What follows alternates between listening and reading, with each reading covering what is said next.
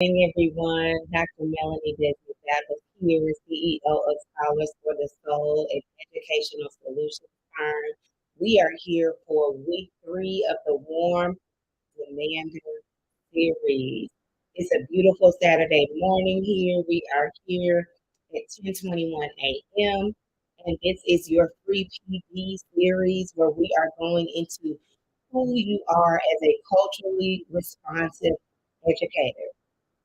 How do you show up? And what this looks like is called being a warm demander. This work is adapted from the beautiful work of Zagreta Hammond in Culturally Responsive Teaching in the Brain.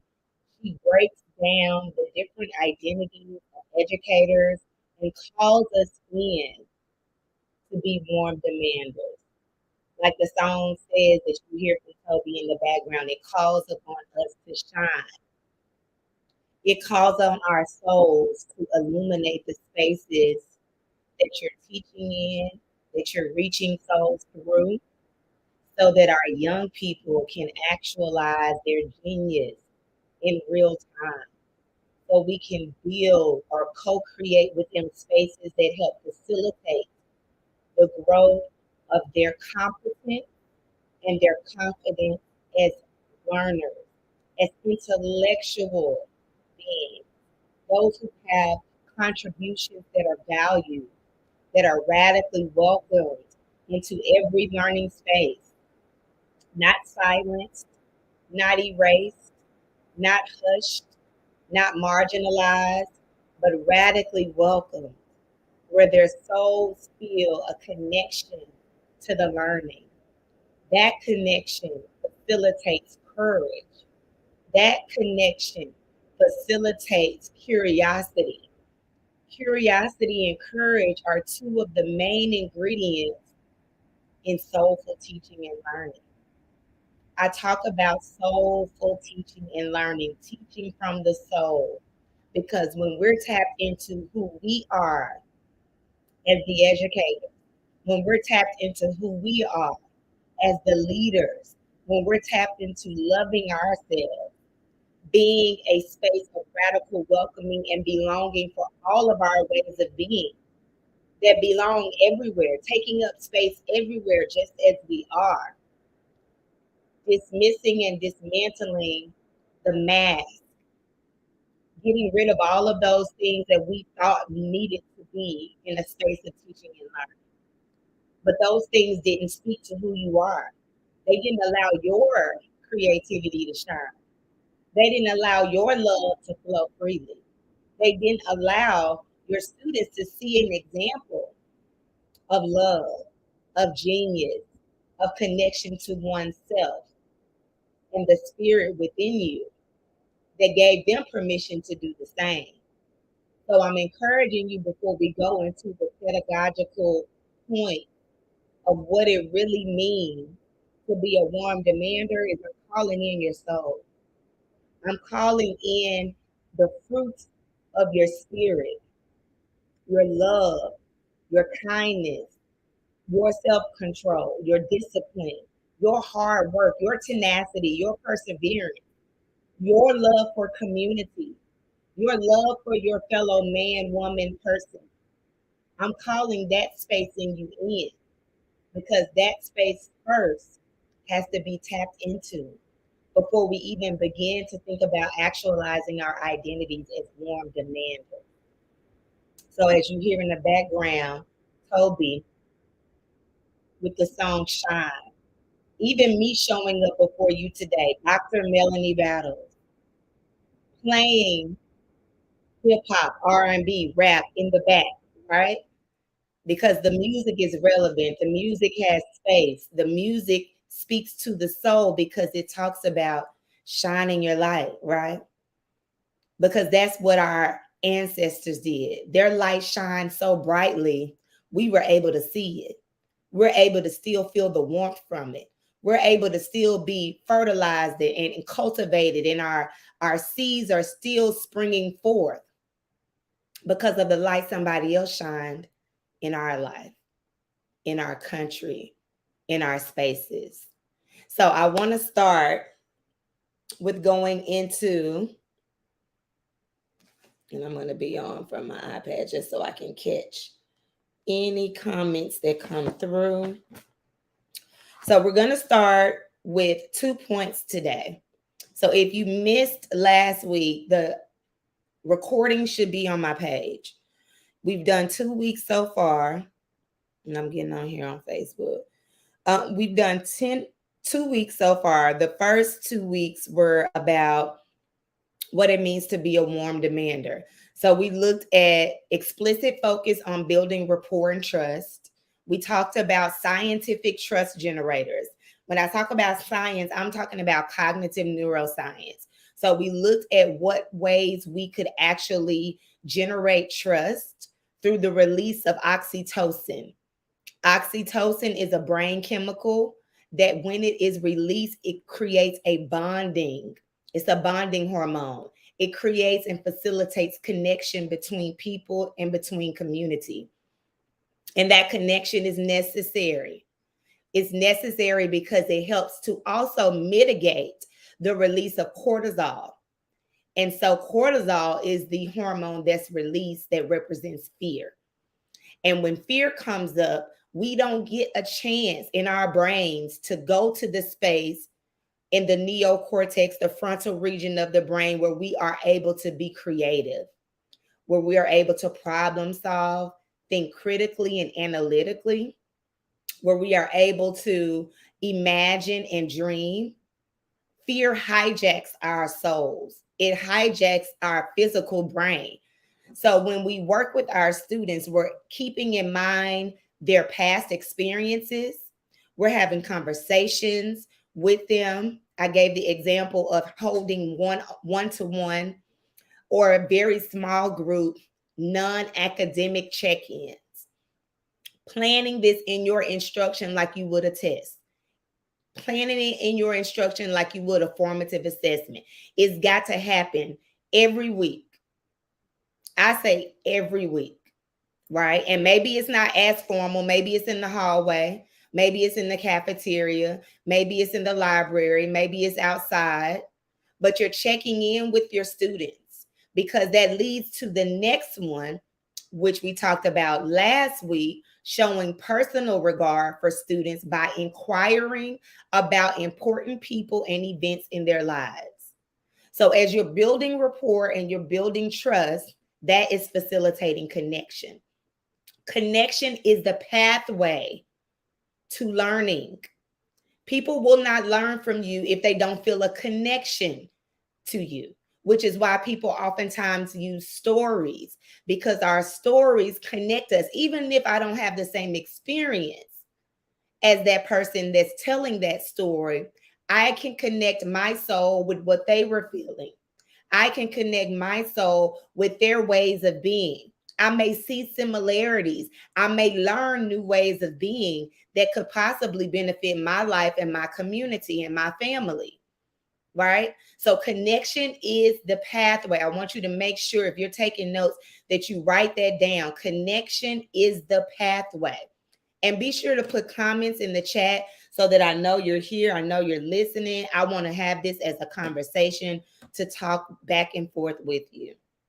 So don't be afraid to hit me up in the chat. Okay, I talk back. And then we also ended yesterday talking about being a warm demander. Notice the words warm and demanding. So when it's warm, I thought about this Goldilocks, the Goldilocks theory, right? It's not too cold. It's not too hot. It's just right, right? So that means what is just right? The relationship between you and the students. Now, does this mean that there won't be challenging times? If you know anything about relationships in general, there will be challenges. But we're talking about building healthy connections. We're talking about providing resources and additional support. This is where your MTSS, for those who don't know, that is multi-tiered systems of support. This is where those multi-tiered systems of support are necessary. And I didn't talk about this last time, but I'm being led to speak about it now. So if you're doing those non-academic one-to-one check-ins, which I highly suggest one-to-one, but at least small group. but I really highly suggest you make the time for one-to-one. When you're having these one-to-one check-ins, you are providing a tier one strategy. Tier one is at the base level of the pyramid. Everyone receives this love, everyone receives this connection. But you asking questions, listening with grace, and listening with your soul helps you to determine if there are additional supports needed. Here's an example.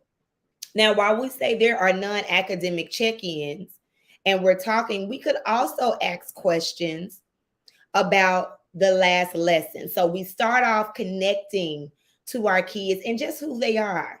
If they play a sport, if they play an instrument, if they're involved in any activities outside of school, if they have hobbies or books or things they love to do or are interested in doing, video games, any of those things, you're tapping into their interest. If you don't know what their interests are and you don't want to ask the typical questions, find out what things kids are into, even if it's just something as simple as TikTok. Do you have a TikTok? Do you have an Instagram or a social media? Do you watch YouTube? What's your favorite channel? Let's look at it. What do you like about it? What are they talking about? That's going to help you dive deeper. But what you're also going to do is be able to ask the question at the end that connects to humanized data. I've been talking about humanized data for a couple of years now. Humanized data is also, there's a book called Street Data, I believe. And then there's also another book called Reframing Deficit Mindsets, where they mention humanized data and give actual ways to actually tap into that data. Humanized data is connecting to people by focus groups, interviews, Q&A, town halls, whatever the form may be. But you're going to ask your students, what did you like about the last lesson? What did you dislike? What would you like to do? So I'm working with a school in a rural area, and this school that I'm working with, I asked the students what their dreams were. I did this as a whole class first. I only asked 2 questions as a whole class, and this was my first day. But I just wanted to get a little insight into who they were as little humans, right? They're 5th graders, and they told me their dreams. We have real estate moguls in the making. We have community building experts. They want to build community centers to house the homeless. In 5th grade, these are their dreams. We have stylists and boutique owners and salon owners in the space, right? We had athletes who we know our athletes are not just athletes, they're also philanthropists who give back, who go back into their communities and help rebuild or build up, right? They do many things outside of just being an athlete. So I never tell students who want to be athletes that you need to find another dream. I look at other ways athletes are manifesting their dreams and offer those possibilities through real life examples so they can see that there is a what do I want to say? A multifaceted approach to being an athlete. It's not just showing up on the court or showing up on the field.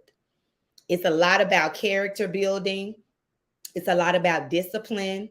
And it's also a whole lot about what you do with the money you get and how you invest in family and community, right? So I know a lot of us say, oh, all our kids want to be rappers or all of them want to be athletes. Let these babies dream.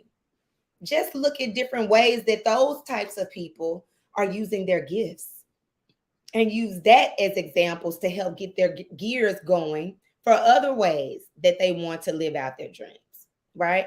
So as you're connecting, as I connected to these students, I also asked them, how do they want to learn? What kind of activities would they like to do? If you think they don't have ideas, they have a gang of them. They've been waiting on somebody to ask them the questions.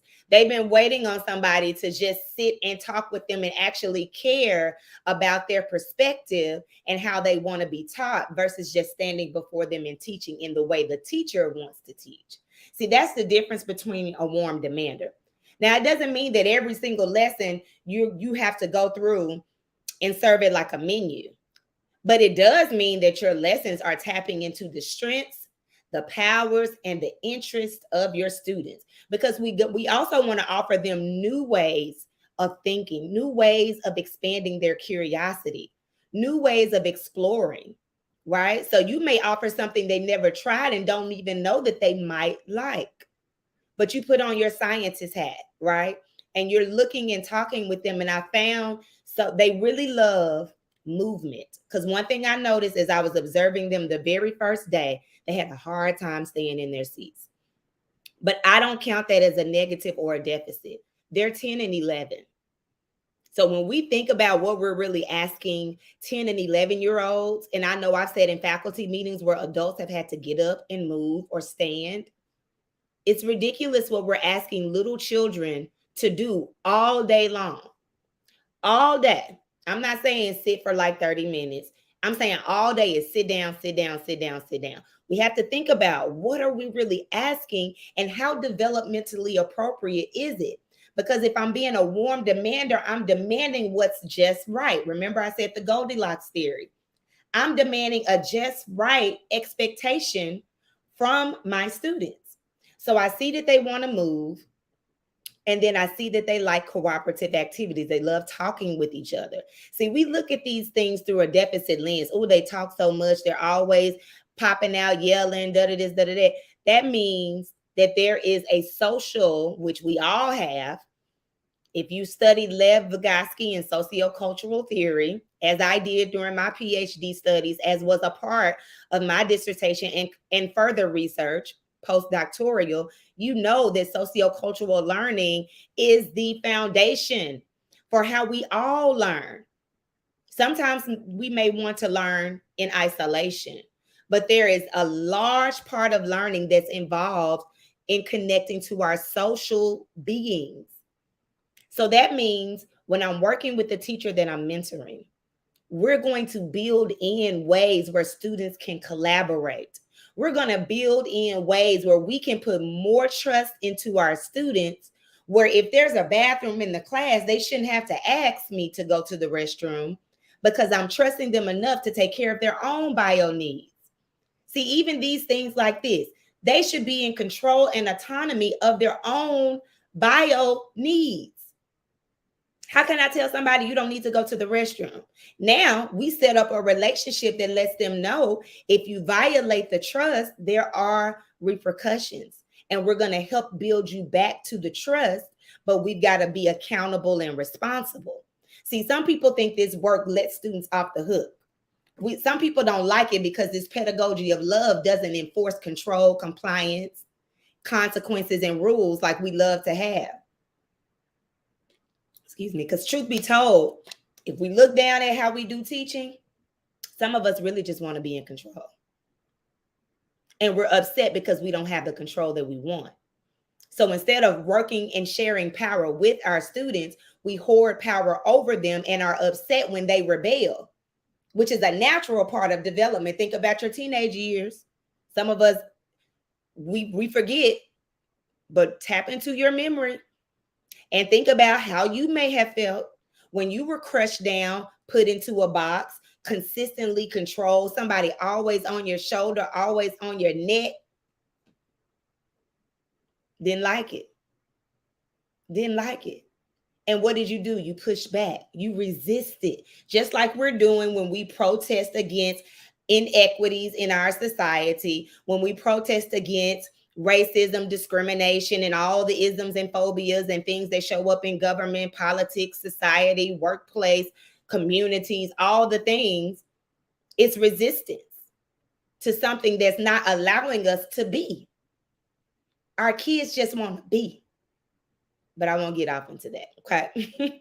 So think about that. So when you're having conversations with your students, because I've had conversation with them as a whole class, but when we go back after spring break, I'm going to help the teacher to facilitate these one-to-one non-academic check-ins. She's going to have conversation with the students to find out and collect data. right? And she's going to collect the data in a way that she's going to be able to put it in a document and go back when we're creating lesson plans. Maybe use chat GPT, excuse me, to come up with ideas that include their interests, right? We've got artificial intelligence technology that has a myriad of ways for us to develop lesson plans. Somebody posted it on LinkedIn earlier today. And if you want to just send me a DM, and because I saved it to my LinkedIn, and I'll send you that link. They had a little slide with prompts that give you vocabulary, that help. I mean, everything is not a clear cut, but it gives you a guide. It gives you a light that may not have been on in your own thinking brain, right? But the point is, you're trying to be creative and come up with new and refreshing ways to present content. So you're connecting with your kids. So now you're going to have that information to find out their dreams, the way they like learning, what they do and don't like about the learning environment and the actual instruction.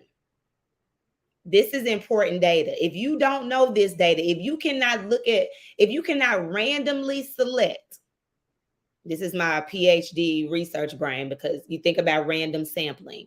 If you cannot randomly like put all the students' names in a wheel, spin the wheel, and any student's name come up, if you cannot access their preferred way of learning, a few of their interests and their dreams, it's time to go back. And I don't care that it's March. We're doing this work that I'm doing with this teacher in March. Right now, we just started it. It's not too late.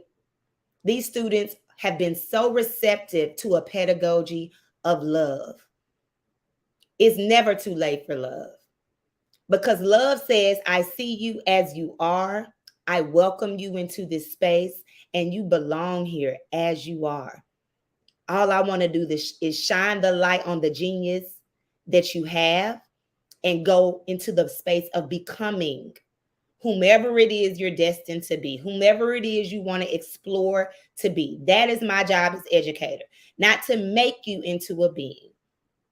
So this is how I'm earning this right to demand. This is how we earn the right to demand. You earn the right to demand, because we're saying being a warm demander. You don't just get to be that because your name is on the door or because you're the principal or the superintendent or the teacher or even the parents. We think because they're our children that we automatically have the right. But if we're not doing the things to develop healthy relationships, you're going to see contention. You're going to see resistance. And even in some of your best efforts, because we're dealing with young people whose brains are still maturing, who are learning how to regulate, you still, after all the good things, may meet resistance. I want to be real with you about this, okay? And this is where pouring back into yourself is necessary. It's the weekend. You should be doing something for you, if it's nothing but taking a nap in the middle of the day. If it's nothing but watching and catching up on a fun Netflix series. If it's nothing but going outside and taking a walk in nature, taking your babies outside, or going on a date with your husband or your significant other, whatever your filler upper is. Maybe it's going to church tomorrow and that fills you up. Whatever your thing is, you've got to feel up, because we're dealing with young people who are evolving. And they're evolving in a space where they don't even understand their evolution right now, until they're tapped into a higher level of emotional intelligence and introspection. Now, we got a few babies that are on their journey. They're learning themselves. They're very tapped in because that adult in their life is facilitating that journey, right? But we've got some adults that are over our children, and even for us as ourselves, who may not be on that journey, or who are just now on that journey, let alone bringing your children along with you, okay? Because some people don't think that children need to have that kind of journey, but it's necessary for humans. So as you're earning the right to demand through these one-on-one, non-academic check-ins, you're being a warm demander. When you're earning that right to demand, you're connecting to who they are and radically welcoming them and making the space where they radically belong. And I say radically because the ways in which people would call our students ratchet, ghetto, doing too much, you welcome all of that. And you find a way to let it shine through the content. Let it shine in how they engage with each other. See, we want students' brains and souls to be on fire when we're doing teaching and learning. I'm going to give you a testimony. I'm a church girl, so y'all may hear church colloquialisms quite often. I was working with this teacher. I've only been there 2 days so far. And I'm so excited about it because as a consultant who partners with schools, but comes from education, like I've been in the classroom more than 10 years. I've been an instructional coach. Like I've been in the trenches. I've taught in really hard schools. I started in Memphis, Tennessee, 99% free and reduced lunch. Parents wouldn't show up unless you suspended the child. That was the way we made the parents come to the school. It was tough. School I was at the year before I got there, a student was murdered in the bathroom. We had to take middle schoolers everywhere to the bathroom, from class to class, cafeteria. Like they could be nowhere alone. It was like a little mini prison. So when I say I know, I know. And what I'm saying is it's refreshing to go back into the classroom, especially mid/post pandemic, depending on how you think. Some people think we're still in the pandemic. Some people say we're out of it. But it's refreshing to go back because I need connection to students so that I can inform in my professional development sessions, in my coaching sessions with teachers, so I can be well informed of how to coach you through creating effective lesson plans, implementing them, and then let's reflect and get back to the drawing board. Let's look at what's next. Okay. So as I'm doing this work, the second day, now the first day, the teacher was very frustrated. She's very sweet. She seems to want the best. We've had connection time because as I'm growing with her as an instructional coach, you need to be connecting with your teachers as well. So I don't come in trying to give all the strategies and do all the things and think that's it. I have to build connection. I have to build relationship with the teacher I'm mentoring. And she's so open to working together and trying new things. And so the first day I could see that she was just exhausted because I just simply observed. Second day we came in, she wanted me to lead a little bit of a lesson. So we just did something real light. I did something real light with them, but they were so engaged. Beautiful children, beautiful children. And I say this because these are the same children when the day I observed were walking down the hallway singing trap music with the curse words as they walked from the classroom to the cafeteria, fighting, play fighting in the library, then a real fight in the classroom, cursing out loud among adults. I mean, it's a tough situation. And the superintendent told me it's going to be tough. And I said, bring it on, because I love it. Because that means if you're telling me that, that means there's a great need for love. And I'm excited to engage in a pedagogy of love with these babies. And after the second day, you should have seen that class. This is the first day of me really working with them. First day I connected and talked to them in the library, asked them what they liked, what they didn't like. They just, baby, the tea was hot. They told me about what they don't like, teachers yelling at them, doing this and doing that. I won't spill all the tea, but they spilled a lot of tea. And that's where you begin, right? That's what you figure out. Even if it's about you, get somebody from the outside to come in if you feel like they won't tell you. But you got to get your ego out of the way so you can be a warm demander and know, even though I have high expectations, I've also got to make sure I'm creating an environment that's meeting the need of my students. Our students are our clients. We should be providing top tier customer service, top tier customer service. And we can't know that if we don't get feedback from those whom we serve. You can't know what to demand if you never talk to those with whom you're demanding it from. Right? So connection is important. And that second day, after I led, she saw my energy. She saw me using humor with my students. She saw me being myself. It's like my spirit gave her spirit permission to just breathe. to engage in humor. Now she's laughing. And this is day one. So, y'all, I'm just pumped about what's going to happen from this point up until June, because now she's using humor. The students were laughing with her. She was able to, and they were already engaged. So she's got some kind of foundation going there, right? She's trying and she's doing a really, really good job, but she just needs more support. And that's another thing I want to say to you leaders who are out here. And if you're going by and you're doing these pop-up evaluations, which that's a whole nother story for another day, but if that's what you're doing, or even schedule observations, and you notice these things, you should be tapping in instead of writing up a teacher's evaluation with all of these negative remarks. How can you support their growth? That's the purpose of leadership.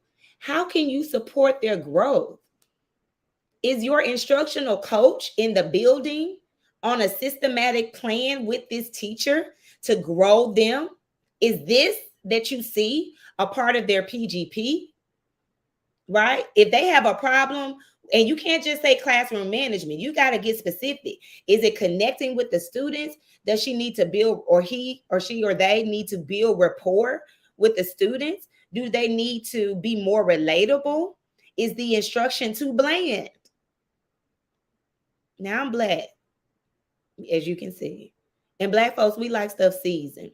We don't like bland food. And it may be some of my white brothers and sisters out there that are the same. I know my Cajun brothers and sisters are, because I got a few friends here in Arkansas that are Cajun. And boy, they know how to do that food.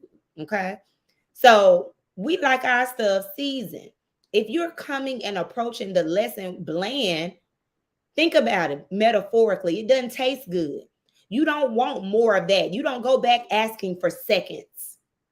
You may scarf it down because you're hungry and you need to be sustained, but you don't go back asking for seconds. You don't even want to go over that person's house anymore and eat or go back to that restaurant. It's a wrap. But when it's delectable, when it tastes good to your soul, when it's so good that that's how your lesson should be. That's how your engagement should be. It should be, students should be like, oh, I can't wait to come back tomorrow, because we're going to explore some more. We're going to have fun some more. We're going to be engaged some more. I'm going to get to work with my friends some more. Okay? I want this to sink in. So we got to understand that if we're really being warm demanders, we're doing this work. So that's the technical side of instruction. So I said all of that to say that our students, our young people, they are going to consistently need an outpour of love from you. So you need to consistently pour into yourself as well, right? And as you're doing that, be sure that you have your own soul care and self-care regimen or routine, right? So now, as we go into the last portion of today's series, we're going to give the last two components, right? The last two components, or not the last two, but the two components for today. And then next week is our last day of the series. And I'm going to take a week or two off, and then I'll come back with another series, whatever downloads into my spirit and my soul. That's what I'll do. So point number, we are at 1, 2, 3. So this is numbers 4 and 5. So again, for those just coming in, being a warm demander, we have explicit focus on building rapport and trust. And this is from the work of Zaretta Hammond in Culturally Responsive Teaching in the Brain. Number 2, show personal regard, ask about their lives, find out what's going on with the people in their lives. 3, you earn the right to demand, and you're demanding engagement and effort, because you're bringing the next one, which is number 4, being very competent with the technical side of instruction. So all you're doing, notice this, you're not demanding that they already know stuff. You're not demanding that they should know how to study, that they should know how to comprehend challenging text, that they should know how to think analytically and critically. That's your job. We think our job is to pour in information, and that's why we continue to see failure in the end goal sense, not just failing where we're learning from our mistakes. We see failure because we believe, and I would say we as a general consensus, maybe not you personally, but look at how you do. Your belief systems will show up in the behavior you exhibit. So look at how you teach your students. Do you focus more on content, or do you focus more on thinking and habits of the mind? Because the job, Zaretta Hammond says this all the time, and I love this phrase, only the learner learns. Only the learner learns. If you are not moving students, because culturally responsive teaching is really targeted. If you know about business and marketing, they talk a lot about your target audience. That simply means, who are you designed to serve in your line of work? And with culturally responsive teaching, it's beautiful for everyone, but there's an extreme and focused target on those who are dependent learners. Dependent learners. What do they look like, Dr. Mill? They look like the ones who need your help for everything. They look like the ones who have a hard time initiating tasks. Their executive functioning skills are on the lower end. They have not yet been fully developed. They have a hard time going through directions. I noticed this last week with the school I'm at. We were creating social emotional learning journals. Oh, because we're going on this journey. The babies are going to be highly introspective by June. So we were creating these social emotional learning journals. And I simply was allowing them space to create the cover. So they would put like their name big in the middle, the title at the top, social emotional learning journal. And this is just something I just made up. I didn't get it from anywhere. Very simple. I went out and bought composition notebooks. And since they didn't have enough, I also bought black braided folders with the prongs in the middle, right? And then I gave them a white sheet of paper, and they cut it for the composition notebook to fit it. So they're making a cover. And then the teacher went around and stapled it. So it's the cover. They have their name on it, big in the middle. We talked about branding, right? We talked about Nike, Adidas. I kind of gave them insight into what branding means, and then they understood it. So then they chose 3 colors that represent their brand. We talked a little bit about color psychology. So we were very intentional. And that's the thing. I'm priming their brains. The smallest stuff, y'all. Thinking about what colors mean. I didn't have a whole lesson on colors. It was a brief conversation. What does red represent? What does yellow represent? What does green, blue, whatever. And I gave them freedom to choose 3 colors that represented their brand. So now they will put their name in the middle. They will put their dream underneath their name, because I want them to always be centering their dreams. When we're talking about social emotional learning, I want them to reflect and see that dream every time they open that book. Because when your dreams are right in the front of you, the processes that you work through and the behaviors that you exhibit will funnel through your dreams. It's when we stop dreaming and stop envisioning our future that we begin to fall by the wayside and just do whatever with no aim, no vision, no focus, right? So I'm very intentional about what I'm having them to do. So the directions I noticed, I numbered them. But what I noticed I was going to do to correct it, because I saw that many students had a hard time following the directions, even though they were numbered. Some of them got it because I talked to them and told them to do it like a checklist. And I was like, okay, you got A, check. B, say it to yourself. Everybody say check, check. They repeated it back to me. But some people needed more help with that, because some of the students were actually just copying the words. So that lets me know there's a literacy issue, because they were not able to comprehend the directions. It also lets me know that I could have created the checklist on a half sheet of paper with check boxes for them to go through and physically check as they complete it. And that's something that me and the teacher are going to do consistently, because you want students to be independent learners, right? So you don't want them always asking you, what do I do next? What do I do next? You got to take the load off of you as the educator and put the onus and the responsibility and the agency on the student. Very simple techniques. So as we were doing this, I noticed those things. But what I'm saying, the point of me saying that is that we're getting our students to understand that this is a part of who you are, understanding, learning. And so these dependent learners, that some of them really are, some of them are hyper dependent. So noticing that culturally responsive teaching job is to enforce cognitive routines. And that's what I'm going to talk about here in the technical side of education, or the cognitive dream, or the cognitive routines, right? So as we're thinking about the technical side of instruction and cognitive routines, we're going to start with understanding 3 phases of learning. I'm not going to go deep into information processing because I want to keep this time under an hour.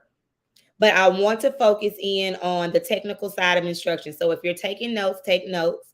One thing I will say, in my Teaching from the Soul coaching cohort, it is a program. I think I'm going to expand it to 6 weeks. It was 4 weeks. I'm kind of rebranding it in terms of like kind of fixing up the content a little bit as I'm learning what really is needed and adding more value to it, which has been really, really great. I've had teachers from all over the United States: Texas, New York, California, Oregon, Chicago, Texas, Tennessee, Michigan. I think I covered all the states. And I think I had somebody in Florida, I think.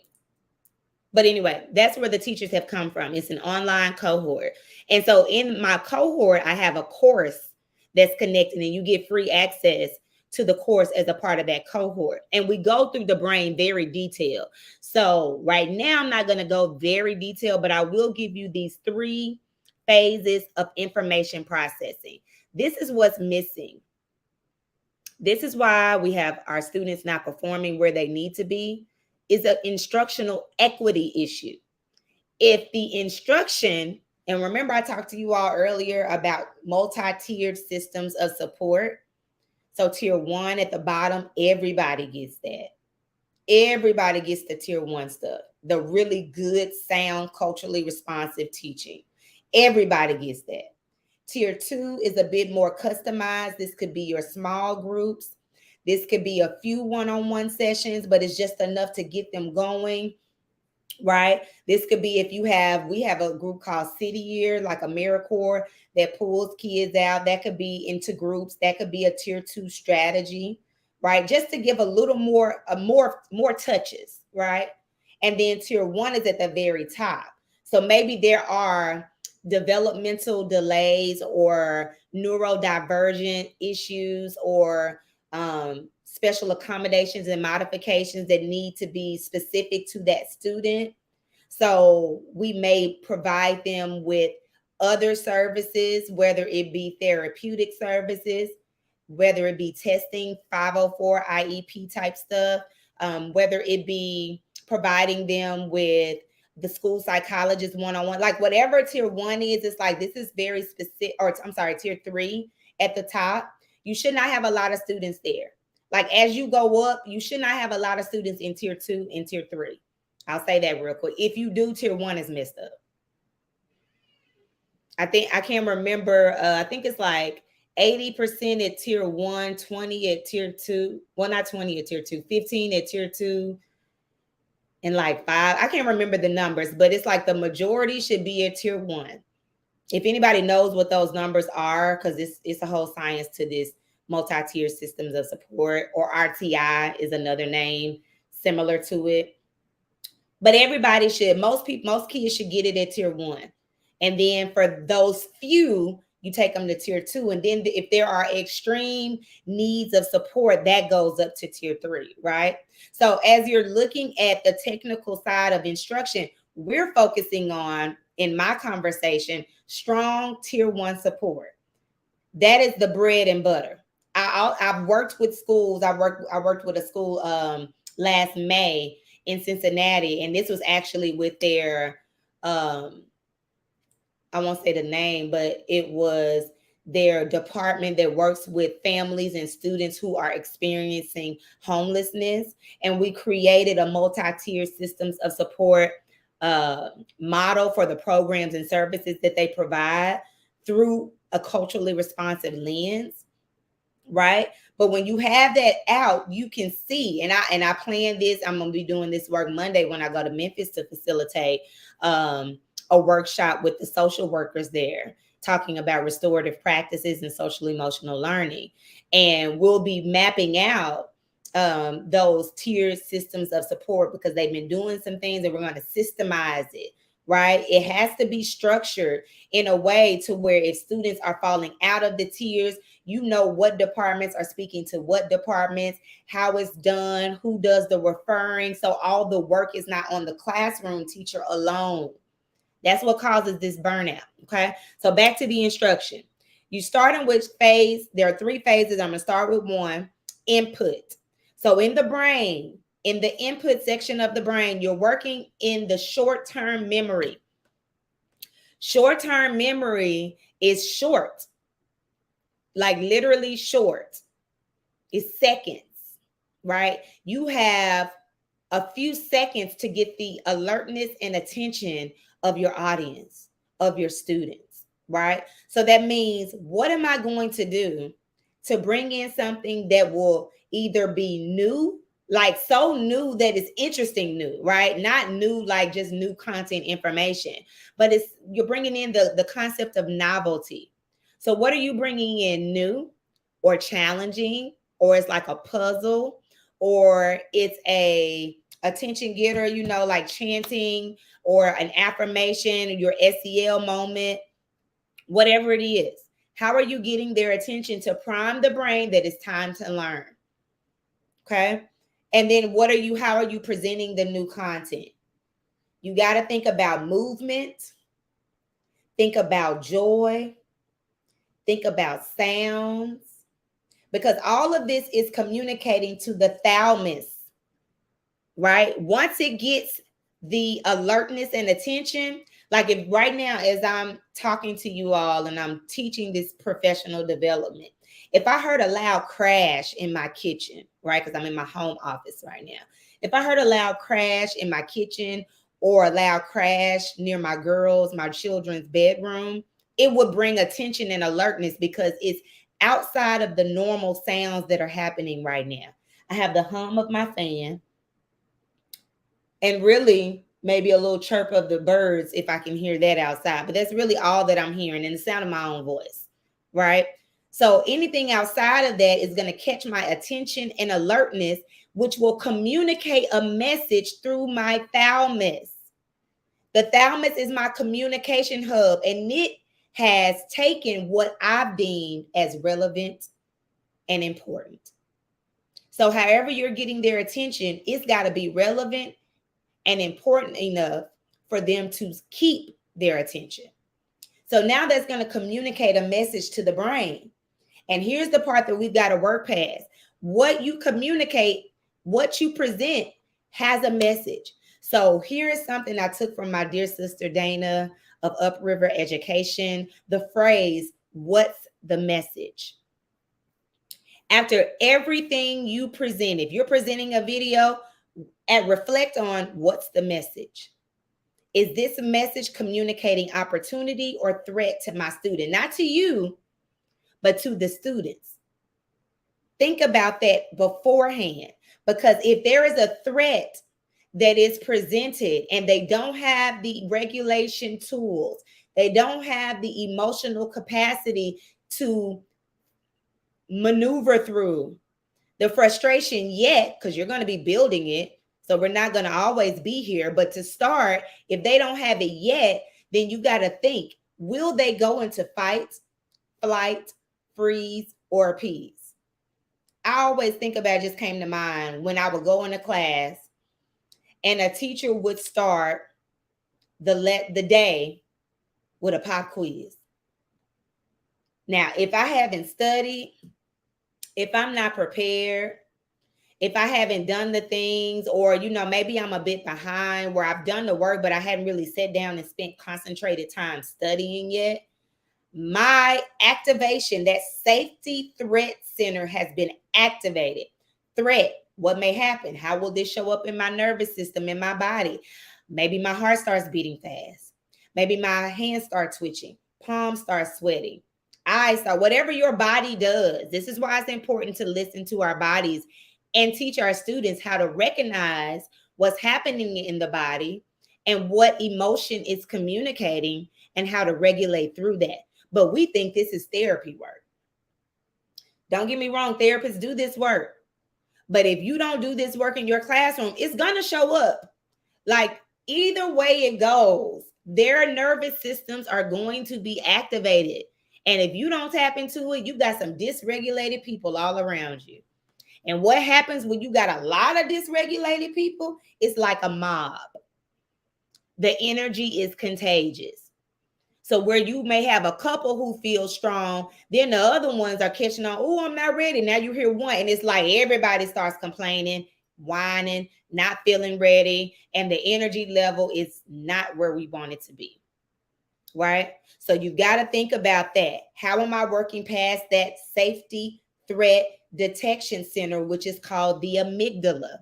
This is what I teach in all my PDs, because I need educators, whether you're a leader, whether you're a counselor, social worker, teacher in the class, paraprofessional, support staff, whomever you are as an adult working with our young people, you've got to understand, you need to know how the brain works.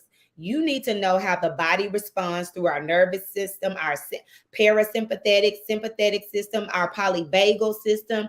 All of these parts are necessary. So when you see students responding, you don't backlash. You don't come back and start fussing and yelling and doing all these things. You recognize, oh, we've got some dysregulated people. What can I do in this environment to help them to regulate? That is our position. We are helping our frustrated learners who have been dependent, and dependent on where you are, high school, middle school, some of them come to you and have been dependent for a very long time. The inequities of this injustice system in education is that many of them have been passed on because people don't want to deal with those students anymore. Many of them have been enduring this pandemic. I had fifth graders who had a hard time cutting, but we thought about it. And I told Ms. Burton, I said, the pandemic, they didn't have practice cutting. And when they went into the pandemic, they were in the first or second grade when you're doing a lot of cutting. So who knows if they were practicing cutting, like dexterous skills, stuff that you do at school. But I recognized it because I don't look at ours as deficiencies. I look and see what's the root. Because one of the children was getting very frustrated. And I am not a great cutter. Like my eye doesn't always make it straight. So I have to like draw lines and fold paper. So I was able to connect with one of the students who had a really jagged cut, right? And I was selectively vulnerable in telling him, I'm not a great cutter too, but this is what I do. I fold the paper. See, I provided a way to regulate. I provided a way to scaffold. This is what technical instruction does. Right? So you're working past the amygdala. Now we're on to stage 2 because I got to wrap it up. Elaboration. So in stage 1 of input, we're looking at short-term memory. I got to get their attention. I got to get their alertness, right? And I got to make sure I'm working past this amygdala, that safety threat detection center. Now, once I'm past that, I'm able to go into elaboration, which is the working memory of the brain. And our memory centers are housed in the brain, in the part of the brain called the hippocampus. Okay. It's called the hippocampus. Right. So I'm giving you a little brain science because it's important. It's important. You don't have to recall all the names of all the things, but you need to know how they work together. So in this elaboration phase, we're continuing with movement. We're continuing with unstructured think time. Hammond brings this up in culturally responsive teaching in the brain. That's my Bible, y'all. So you will forever hear me talking about Zaretta Hammond, James Zoll, and the art of the art of changing the brain. A lot of my dissertation work, my coursework was on brain theory and learning, whole books about the brain and reading comprehension, science, math, like all the things. That is my pride and joy. That is what I love to help educators get into, because it really makes things a lot clearer. So when you're in this elaboration stage, you have unstructured think time. Here's an example. What was clear? You could teach some of this to anybody. What could you teach? Turn to your neighbor and tell them some stuff that you could teach them. Act like you're a teacher. I'm going to give you 2 minutes, time on the clock. Teach them something you just learned. Okay? And then you're going around and listening. That other person could be taking notes, right? And you all share out, okay, y'all tell me what they taught you. You clarify misconceptions, right? Because you can't let misconceptions linger on. This is why this is data. If they put in the lesson plan, what's your formative assessment data? Figuring out the muddiest point, figuring out the clearest point. That's your formative data, because you get to know right in the moment. This could also be in a formative. I used to use Go Formative. I think they're just called Formative now. It's an app where they can type in and you can see their responses on your computer at the same time that they're typing and submitting it, or doing polls, or doing word clouds with Mentimeter. So in my instructional coaching, I had to do a lot of tech. It was with a grant with Verizon. So a lot of my instructional coaching utilized cultural responsiveness, because that's just my thing. And I do everything in that way because it's the way to teach. But I had to focus in on tech. So I did that for a few years, and we used Mentimeter was another. Flipgrid is another that I saw teachers experience a lot of success with, right? Flipgrid, Mentimeter, and Formative are the 3 apps that I just mentioned. I think Formative is a website, but I think Flipgrid is through an app. I'm not sure. I hadn't used it in a couple years. But those are some ways, right, to do it differently. Because with Flipgrid, they can record themselves. They can record each other. They can add text. It's kind of like creating a TikTok. It's similar to that interface, right? But you're trying to figure out what's clear and what's not. What can they teach? Because here's the thing. One thing I learned in the book, Nurturing Independent Learners by Mike and Baum and B. Miller. That was a book we had in my PhD studies that we used a lot. And it was about nurturing independent learners. So you moved to the last stage of learning, which was consultation. You know you've got it if you can consult with somebody else about it. I'm a great consultant because I can teach others about this stuff all day in my sleep. Culturally responsive teaching is my heartbeat. It's my passion. People are like, you are so passionate, because I love it. And I'm like, it's just like, now I'm a Christian believer. So it's just like, I'll bring this in because it connects with my frame of being. But even if you don't, you know the story of Jesus and who he was to the people. It's just like I was talking to my mom the other day. He had such a great gift and was so excited to share it. He healed people, performed miracles, so excited to share it with people because he knew that it worked. He knew that the results would come. He knew that freedom and liberation were the result. It's the same thing with culturally responsive teaching. I can be so excited about this stuff because not I think, not I only believe, I know this stuff works. I've coached plenty of teachers when I was working in the district.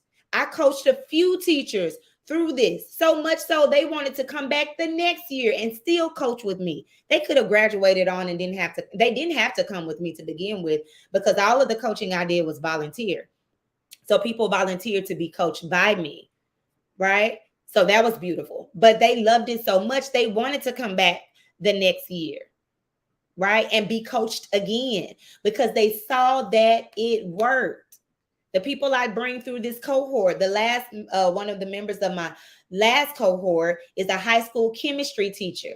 We co-created, or I really just coached her. She created all the great things. I just provided my coaching and consulting expertise. But we reimagine how to make chemistry culturally responsive. So I'm not just talking about culturally responsiveness in humanities, in the arts, in literature, like people tend to think. Let me bust that myth. It's everywhere. It's everywhere. It's in STEM. If you don't know about that, look up Dr. Chris Emden. And I think the last book he wrote is STEAM Make Dream. He talks about cultural responsiveness through STEAM, science, technology, engineering, arts, and math. It's everywhere because it's the way of being. It's the way you teach. It's not strategies. It's the way you teach. This is why people have a hard time being culturally responsive because they think it's secluded or narrowed down into strategies. So when they ask me to come and just present strategies, I'm not going to come and just present strategies. I'm going to give you some, but you got to understand mindset and way of being, belief systems. Because you can try all the strategies, but if your belief system is toxic, deficit based, it will never sustain. I'm about sustaining the work. Sustainable work transforms, not hit and miss. Sustainable work is the work that transforms. So the unstructured think time, because now your students are becoming consultants. They're able to teach others. And if they're not, you're finding out, you can ask them, what's the muddiest point? What was the most confusing part about it? So if it's in math, which steps of the formula? If it's about science, which part of the scientific method? Or which part of the graph? Like at what step? That's what we're teaching. That's metacognition. My dissertation was on self-regulation and culturally responsive teaching. Huge research into that field. And what I learned that self-regulation is really what we want. Right? Because when you have people who are self-regulated, they can formulate plans and modify them as needed to reach their intended goal. They understand that failing is a part of the journey to succeeding. So they don't become so frustrated with instruction that they tap out. They go back, they look into the resources, they go to the teacher who may be a resource, they tap into their peers, they look in the other resources that you set up in the classroom for them to access, right? Because you're not centering yourself as the sage on the stage where they come to you for everything. No, we've got places where you can go. And I'm just there to scaffold and provide an extra layer of guidance towards those spaces. Because I am not the sage on the stage. I'm the guide on the side. Do y'all understand what I'm saying? So if you're doing that, then you're also bringing in, during this elaboration, cognitive routines. Again, teaching should be about cultivating learners, cultivating geniuses, like the good sis Dr. Goldie Muhammad says in her book. We're cultivating genius,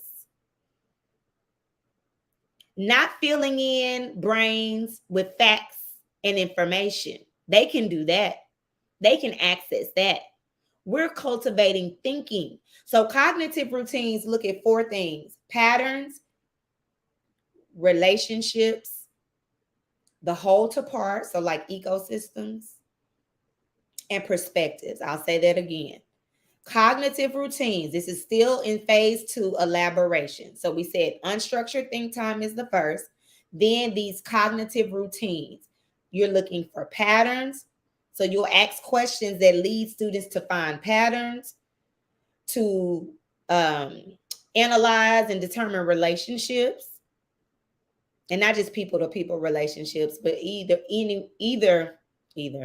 Also concepts. Got a little tongue tied. Concepts, right? So relationships of one concept to another. Whole to part, like ecosystems. This is really great in science, but it's everywhere. But for sure in your science and engineering, like how one part is a part of the whole, so whole to part. And then perspectives, which is our humanity, perspective taking, whose voice is being centered in this science lesson, whose voices are being silenced. How can we shift the narrative? What does the first narrative mean? Right? Our criticality lens is sharpened here. What oppression and injustice is present here? Is it still, and how is it still showing up today? How can we advance and resist? Right? Our joy is resistance. Our self-care is resistance. Our intellect is resistance. Our radical beings, radical community care is resistance. Right? All the things. Okay. This is all a part of phase 2. And this can show up in many different ways. Turning, talking, right? Just having dialogue, academic conversations, your Socratic seminar circles, your fish bowls, right? Your restorative circles around the content. There are restorative circles around content. I can't remember the name of the book I have about restorative circles. It's like the Circle book or something, but it's a nice book that gives teachers scripted lessons. Like it outlines what you do for math circles, science circles, English circles, whatever, right? So the point of elaboration is we're normalizing habits of mind. Not worrying about, are they going to memorize a lot of stuff? Because we got Google, we got AI technology. Like, it's time to get with the times, my people.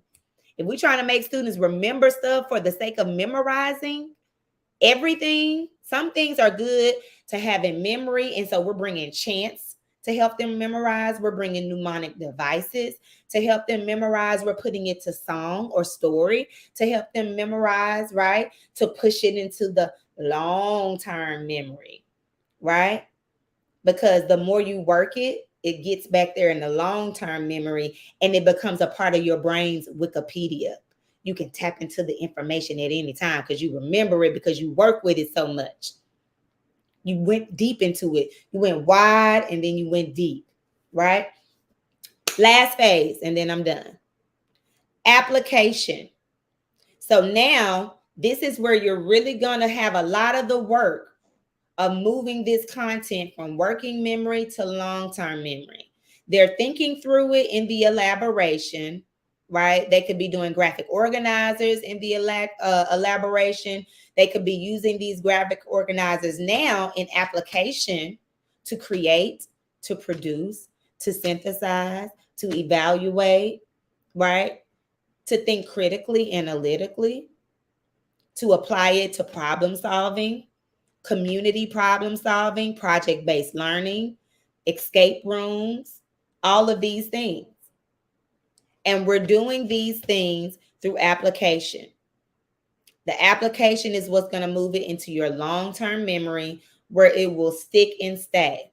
But you only got 24 to 48 hours.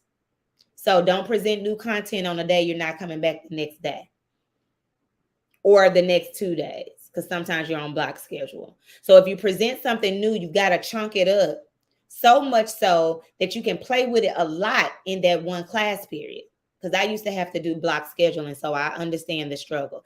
If you're doing block scheduling, you present a chunk of that information and you allow a lot of time to play, manipulate, move around, do the things, center curiosity, all with that concept, so much so that they're able to keep it and it's moving into the working. Then when you bring it back the next other day that you come in, right? Now you're coming in with a refreshed way to look at the concept, right? So you're bringing a new set of eyes to the content.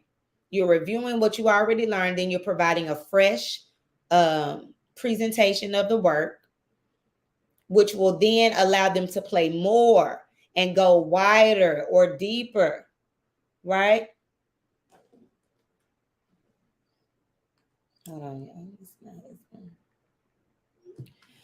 So after you do application, this is how you are competent in the technical side of instruction. And I believe next week I'll put up the wait list. I'll go ahead and get that together for you all who are interested for the summer version of Teaching from the Soul. Our our coaching institute that goes real deep into like understanding this brain work because it takes time. We plan a whole unit in the cohort. I give right like face to face or really virtual, but virtual to virtual feedback in the moment on the on your lesson plans and things of that nature so that you have the opportunity to get feedback, right? We go really deep into culturally responsive teaching. It will be a 6-week session. Your schools can pay for it. That's how everybody that I've been with has had. Their schools have paid for this cohort. So I'll bring the wait list to the last session, which is next Saturday at 8 a.m. And we will meet here again. I had to move it today to 10 a.m. for different reasons, but I do plan on next week for it to be at 8 a.m. So I am asking you to join me for our last component of being a warm demander, which is encouraging productive struggles and showing care and personal regard. So that's what we're going to tap into tomorrow. So today we talked about the two components being very technical or very competent on the technical side of instruction through the 3 phases of learning: input, elaboration, and application. So if you missed it, go back and watch the replay. And through this, I gave the second one, which is having emotional support and scaffolding, which happens through deep connection, being consistent, right? So I hope that you all have enjoyed this Warm Demander series part 3.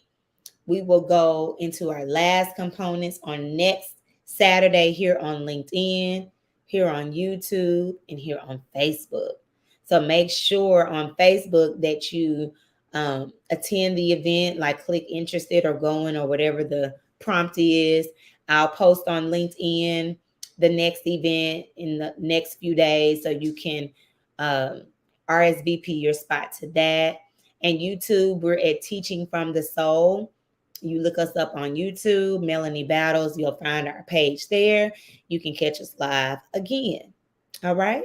I hope you all have a great Saturday. Thank you for tapping in, and we will talk later.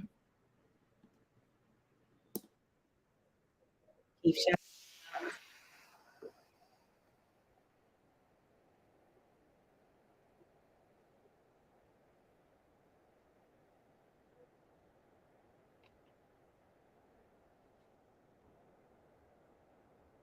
You got any questions? Put them in the chat. I'll stay for just a brief moment.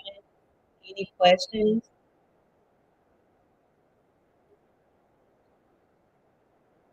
Keep shining, y'all.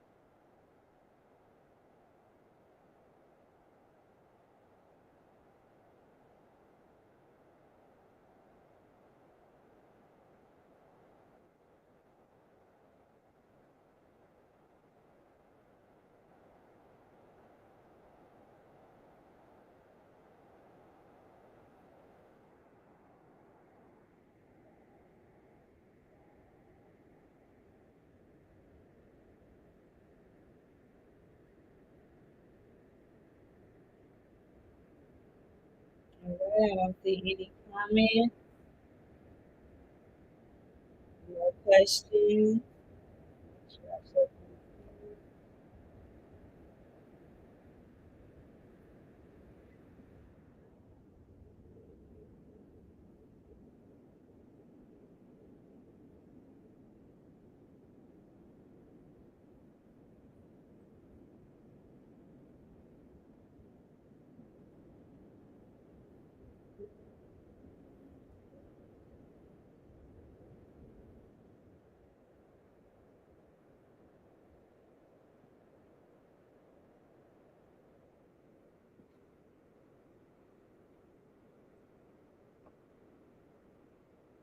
All right, everybody. Have a great day.